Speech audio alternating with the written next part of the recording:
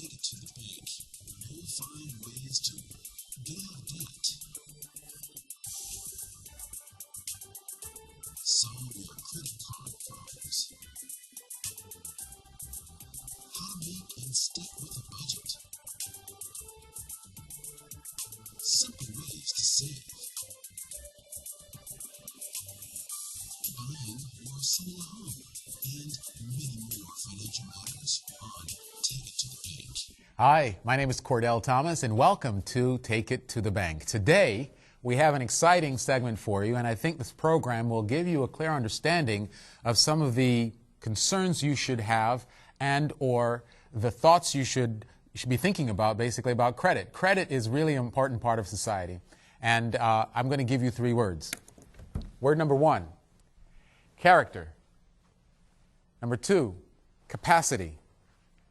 Number 3, capital. Some of the things that many banks as well as other organizations that give out credit look at when they're planning to give you access to credit. For example, character. Do you pay your bills on time? Do you take care of your bills on an ongoing basis, on a timely basis? Can you be trusted to pay it back? Capital.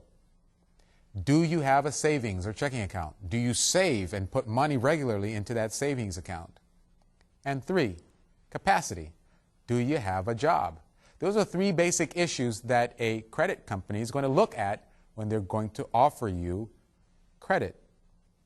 I have a story for you. My wife and I were driving. I think my mother-in-law was there. I don't actually remember. Yes, she was actually in the car with us. And we were driving home from an excursion, and we happened to stop by a car dealership. I needed a part for my car. I had a vehicle, approximately a 12-year-old vehicle, and at times, you know, the car starts having little concerns. You need to replace certain things, and I went to buy the part that was necessary. You know, of course, a man, in and of his concerns, you always get caught up by the new car. I love cars. I worked for automotive companies for about 11 years of my life, and as I looked at the marketing context, I never realized I could get caught into that thing. So as I drove into the lot, of course, the salespeople caught an eye and saw this guy that probably looked kind of green from the standpoint of sales. But the context was, they came out and asked me about my car. Was I willing to think about trading it in and buying a new car? Now, there's one thing I'd like you to know is when you go into any type of retail establishment, you are the consumer. You're the person that's making these decisions. You're the one that are making the final decisions about any type of purchase. You are not there to be sold to. And many times we lose perspective of that when we go in. It's all of a sudden we get caught up in, well, let me get back to the story. So we get into the dealership, I go to the parts department, and I find out exactly what I need. Of course, in addition to the part that I need, which I hadn't budgeted for, remember the budget, I also got this football. It had the logo of the dealership on it and the logo of the manufacturer on it, and I thought it'd be great to take this little football home with me so I could play around with my son. Now, wait a second. My son was really only about 2 years old at the time, so it didn't really matter. But at that time, I was there. I was not looking at my budget, didn't even think about it, just thought about, hey, need the part. Did I have a savings in mind? Did I plan for this acquisition? No, I hadn't. But I walked in and got sucked into the retail process. So you have these guys that are trying to sell you something. You have a car that's there that they want to look at. So I said, sure, take a look at my car. Now, you have to understand, when a dealer or a salesperson or a parts department or a service department person, whoever, or this used car manager takes a look at your car, their intent is not to say, oh, you got a good car, go and drive and take care of it for a long time. Their intent is to sell you a new car. Their intent is to make money for their business and their establishment. That is the same perspective you should have for your own business, your own personal family business, and your budget. You are in it to retain money for your company, your organization, your personal lifestyle, so you have savings and you have investments and you have the opportunity to utilize the talents that God and the Holy Spirit gives to you. It's essentially to keep that in perspective. So I'm sitting in the dealership, and of course, I've already bought the part. I've already put it in the back of the car. Now the car is gone. The dealer has the car, and they're assessing the value of the car. Now, while that's going on, they have this subtle salesperson coming in and saying, come and take a look at this car. Take a look at this new Passat. The Passat has a different shape, and it has new amenities to it, and it smells new, and all this type of things. And I said, I can't really afford a new car. Well, ding, ding, ding. One of the best things I said during the whole day. But they took me to the used car department, and there was this wonderful-looking Passat. Nothing new from my car, except it was newer. And it had the new car smell, and it had the new car feel. And boy, I looked good in this new car. And I started to, hey, honey, this car is really nice. I started beginning to sell my wife on this new product that we really didn't need and we hadn't planned for, and it was just an opportunity for a salesperson to talk to me. So all of a sudden I'm getting caught up in this process of a new car. And then, honey, this is a great opportunity. They're giving us a great deal. How much was it going to be on a monthly basis? Understanding that the car I had was already paid for. I had no car payments to make, and the context really is that I got caught up in this process that I really wanted this car. I took it on a test drive. I went out and did certain things while I was still waiting on my car. They were just holding it back there because they wanted this opportunity to sell us. And I remember my wife and I sitting in the dealer in the salesperson's room, and he's hammering us on, this is why you need the car. And these guys are really good professionals because I got caught up in the hype, and I'm saying, wow, we can afford this. We can do this. Let's get this car. Now, I have one of the wisest wives in the world. She is so cool, and she's very subtle. She let me feel my manliness. She didn't really cut me down to size, which she should have. But she basically said, honey, that's such a good idea. Why don't we take this concept home and think about it? Okay, when you got a wife like that, that's the greatest thing in the world, because the concept really wasn't about taking it home and thinking about it. It was that 3-day cooling off period that I needed.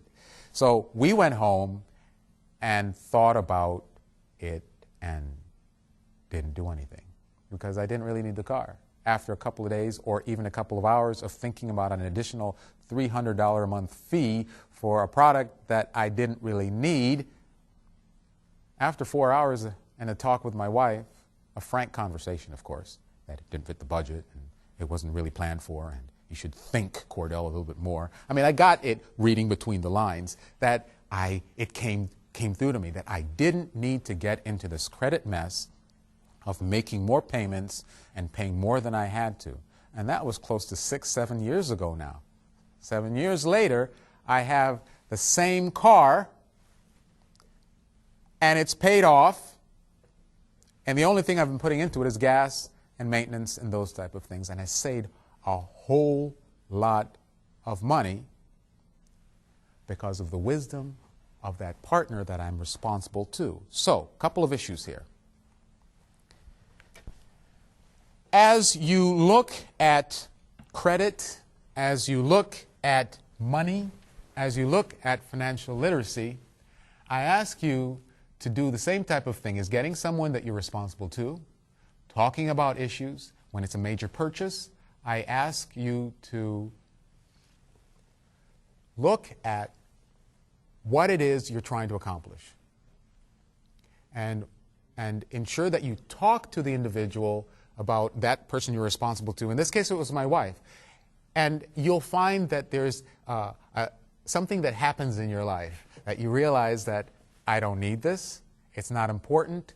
Take a couple of hours, take a couple of days, take 3 days. Tell the salesperson, you know what? This is great. I really need it. I really want it, but I need 3 days to think it over. And realistically, what I think will happen is you'll go home and realize, I don't need this $2,000 item. I don't need it right now. But then again, there's credit. And many people get caught into the issue of, okay, I don't have the down payment. I haven't planned for it. I haven't budgeted for it. But I do have a credit card that has a balance on it, and I can put the deposit or the down payment on the credit card. And then you begin the process of not only making the car payment, but you're also making a payment on the credit card.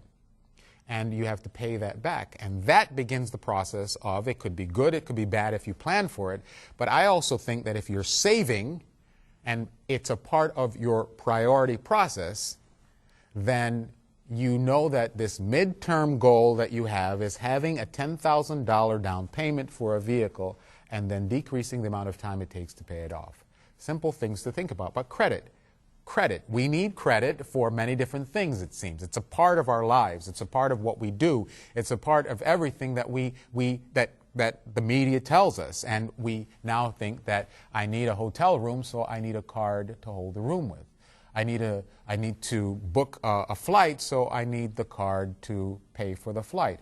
I need a card to do a variety of things. And listen, credit is not necessarily a bad thing if you manage it well, understanding that you've developed your budget, you have your priorities in line, you have your goals, and you understand how much you're going to spend and how much you're going to save and how much you're going to put back to ministry, and then you understand that that amount you can use after a decision-making process.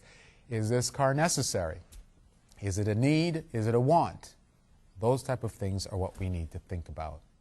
So we're going to talk a little bit now about credit. We're going to talk about being aware of and understanding what credit is and the importance of understanding how to use the credit that you're blessed with. Why do we get credit?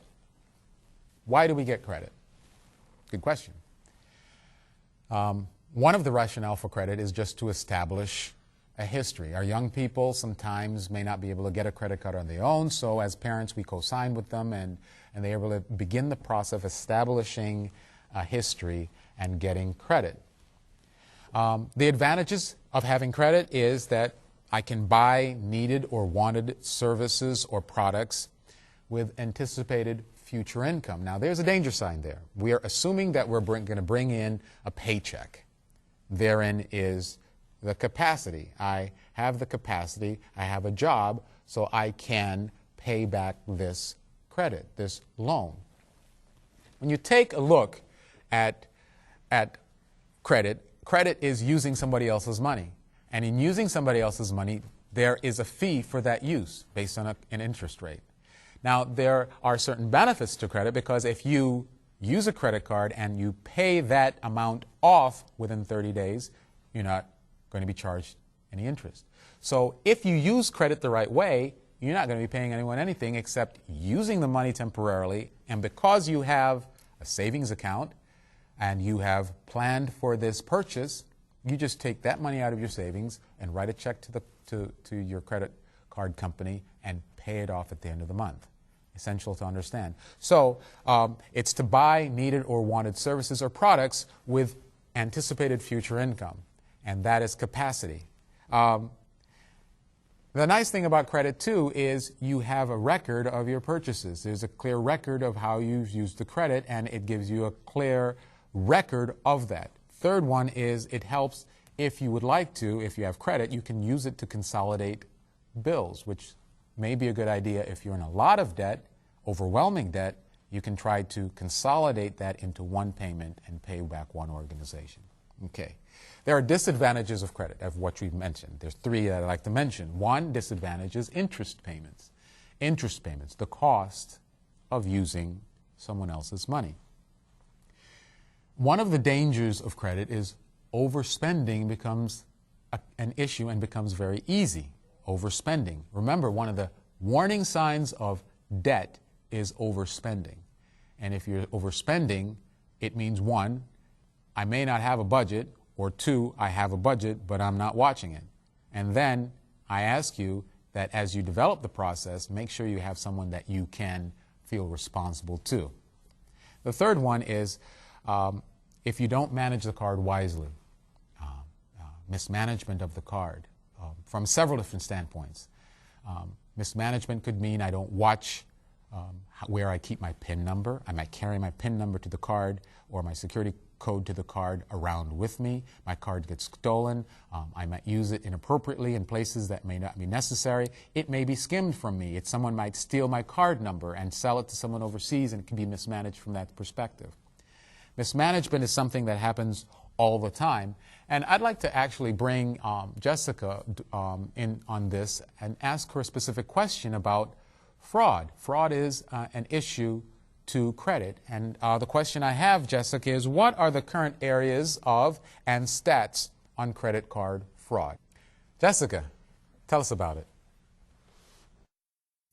There are several areas of fraud, and credit makes up about 25% of the entire picture of fraud. The other areas are driver's license, character and criminal, social security number, and one of the fastest growing areas is medical fraud. Thank you, Jessica. There's a lot of things going on there in the world.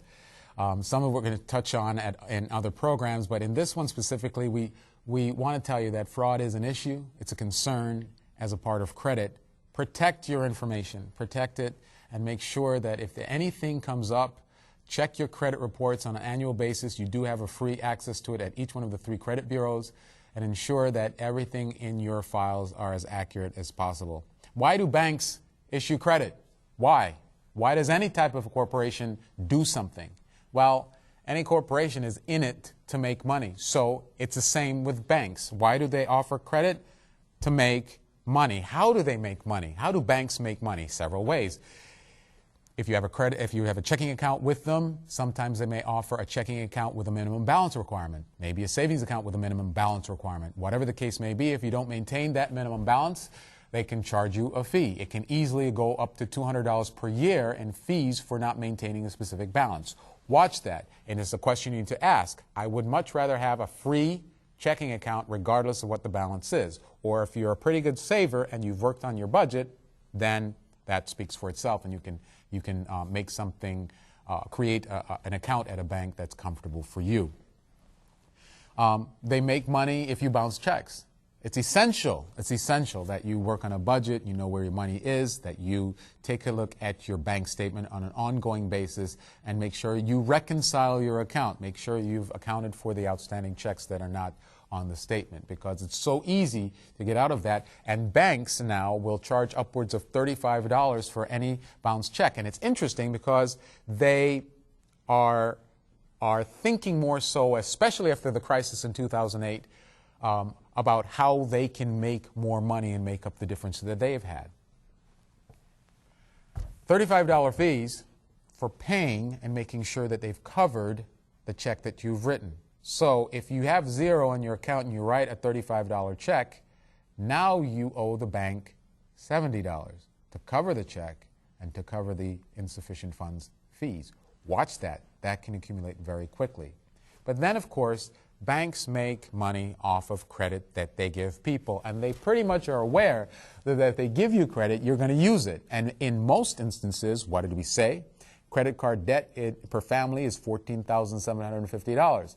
They're not paying off the credit at within 30 days and paying off the full amount. They are letting it linger on and making either the minimum payments or making extended payments on the account. And that bank is making interest on the funds that they have loaned to you. Watch that. They make money in many different ways. Your responsibilities then is not to run up more debt than you can comfortably pay back. Essential. Number 2, do not exceed the credit limit that's established by your creditor. And this is interesting, you are not allowed to resell merchandise before you have completely paid off that debt to the creditor. If the creditor has retained the title or has a lien against it, in this case for a house and or a car or whatever the case may be, you need to make sure you're approaching how you use that merchandise in the right way. And then, of course, what we talked about in credit card fraud that occurs in some of the stats is to notify your creditor immediately if you note that your card is lost and or stolen. You do have rights. There have been state statutes that have been put in place that say basically we're restricting a creditor on the amount of interest that you can be charged. So yeah, if you have bad credit and you've missed payments and you haven't shown the character or you've lost the capacity in income to pay back a loan, then you are probably paying an elevated interest rate. But those interest rates are capped at a certain amount. the average interest rate for bad credit is approximately 23.5% interest that banks and or creditors will charge an individual who has bad credit. Think about that and consider that.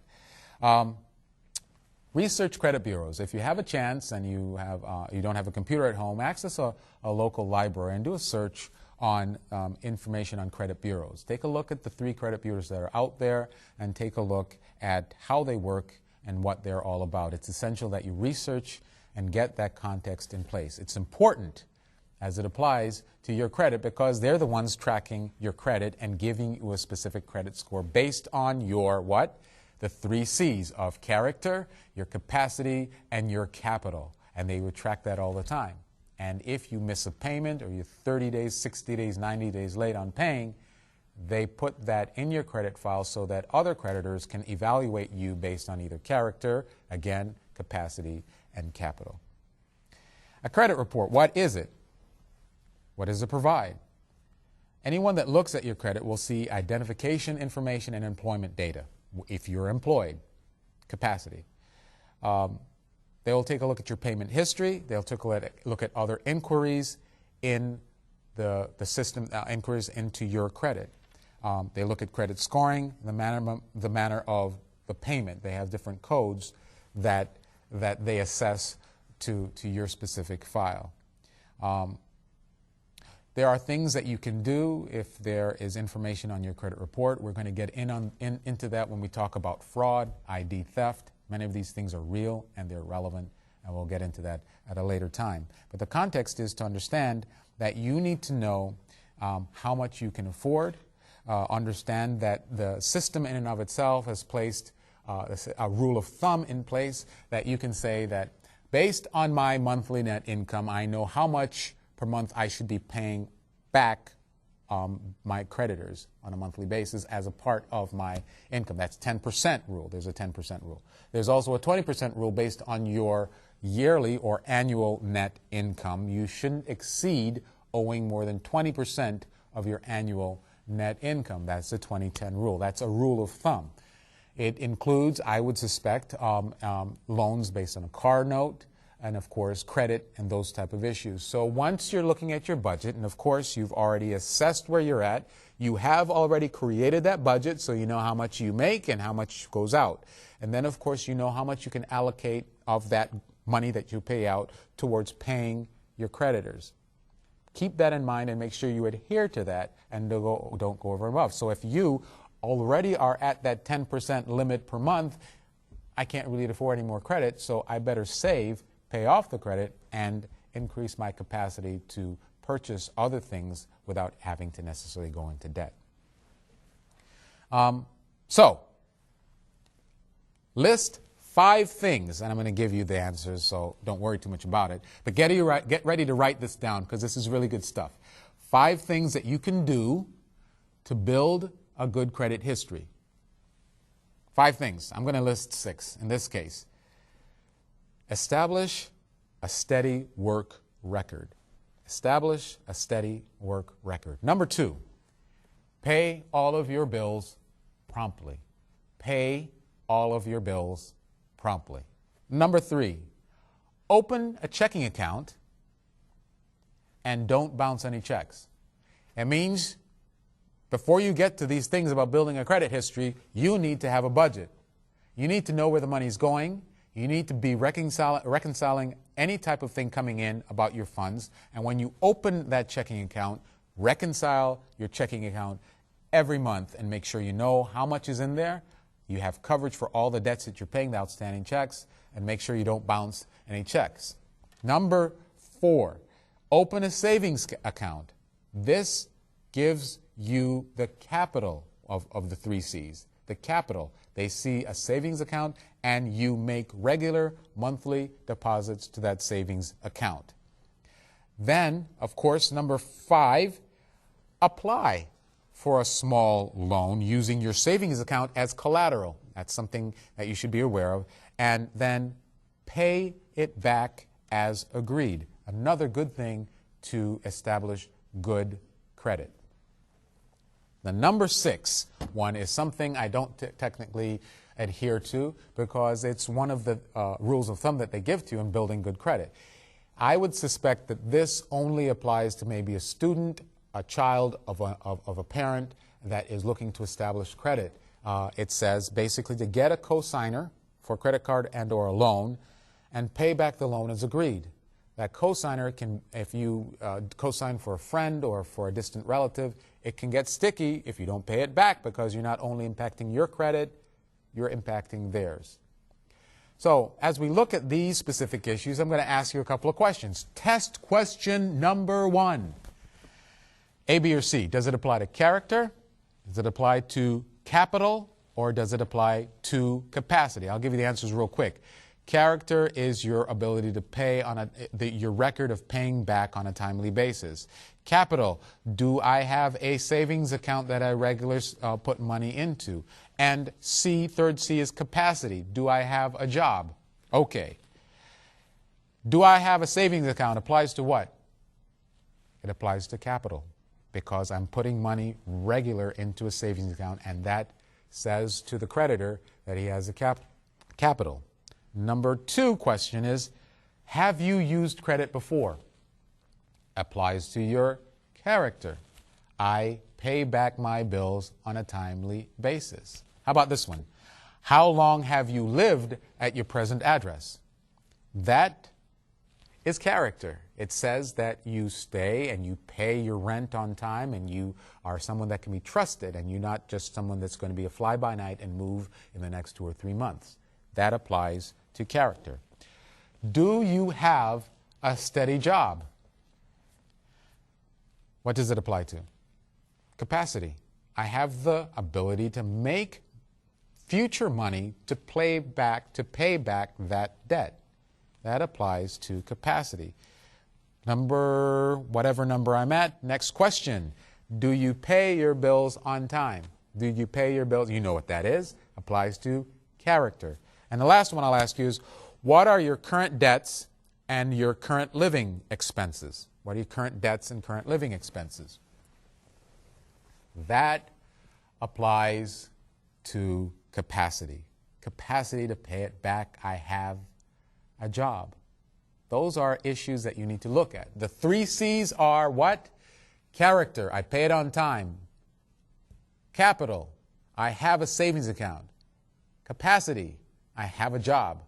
Major things that your creditors will look for as you begin the process of developing a credit history. It's essential that you establish a work record. It's important that you get in the habit of paying your bills on time. It's important that you have a checking account and you don't bounce checks. It's important to open a savings account and put money into it on a timely basis. I tell you right now that budgeting is key. Remember that you should take it to the bank and save. God bless you.